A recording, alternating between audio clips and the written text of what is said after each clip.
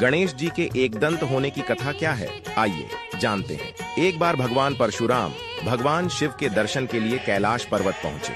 उस समय भगवान शिव गहरे ध्यान में थे और गणेश जी द्वार पर पहरा दे रहे थे। परशुराम जी ने अंदर जाने की अनुमति मांगी, लेकिन गणेश जी ने उन्हें रोक दिया। इससे परशुराम जी क्रोधित हो गए और उन्होंने गणेश जी को धक्का दे दिया। गणेश जी नीचे गिर गए और उन्हें भी गुस्सा आ गया।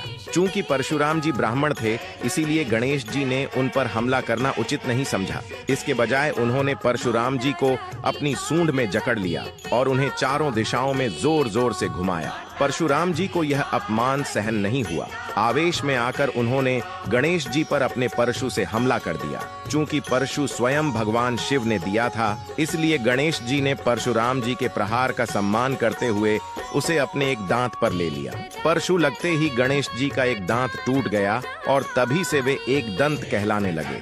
भगवान गणेश को लंबोदर क्यों कहा जाता है, आइए जानते हैं।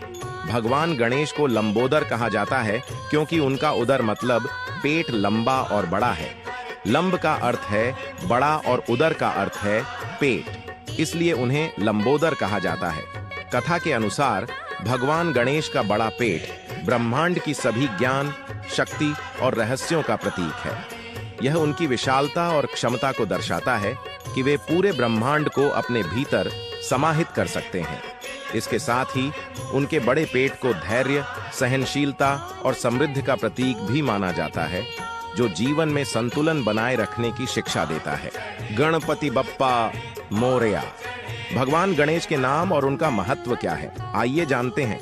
भगवान गणेश के अनेक नाम हैं जो उनके विभिन्न गुणों, रूपों और शक्तियों को दर्शाते हैं। पहला गणेश अर्थात गणों के स्वामी। यह नाम उनकी भूमिका को दर्शाता है क्योंकि वे सभी देवताओं, गणों और बाधाओं के स्वामी हैं। दूसरा विघ्नेश्वर अर्थात विघ्नों के नाशक। यह नाम बाधाओं और रुकावटों को दूर करने की शक्ति को दर्शाता है। तीसरा सिद्धि विनायक अर्थात सिद्धियों के दाता। यह नाम भक्तों को सफलता और समृद्धि देने की क्षमता को दर्शाता है। चौथा लंबोदर अर्थात लंबा पेट। यह नाम समृद्धि का प्रतीक है। यह उनके धैर्य और आत्मनिर्भरता को भी दर्शाता है। पांचवां वक्रतुंड अर्थात टेढ़ा सिर। यह नाम उनकी विशिष्टता और अद्वितीयता का प्रतीक है। छठा गजानन अर्थात हाथी का मुख। यह नाम उनकी महानता और शक्ति को दर्शाता है। सातवां द्वारपाल अर्थात द्वार का रक्षक। यह नाम उन सभी स्थानों पर सुरक्षा और संरक्षण का प्रतीक है जहां उनकी पूजा की जाती है।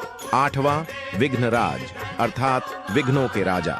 यह नाम विघ्नों यानी बाधाओं पर पूर्णतः विजय पाने की शक्ति को दर्शाता है। नौवां अविघ्नेश्वर अर्थात विघ्नों से मुक्त। यह नाम बाधाओं से मुक्ति की शक्ति को दर्शाता है। 10वां भालचंद्र अर्थात माथे पर चंद्रमा। यह नाम गणेश जी के माथे पर चंद्रमा के रूप में उनकी शांतिपूर्ण और दिव्य उपस्थिति को दर्शाता है। गणपति बप्पा मोरया।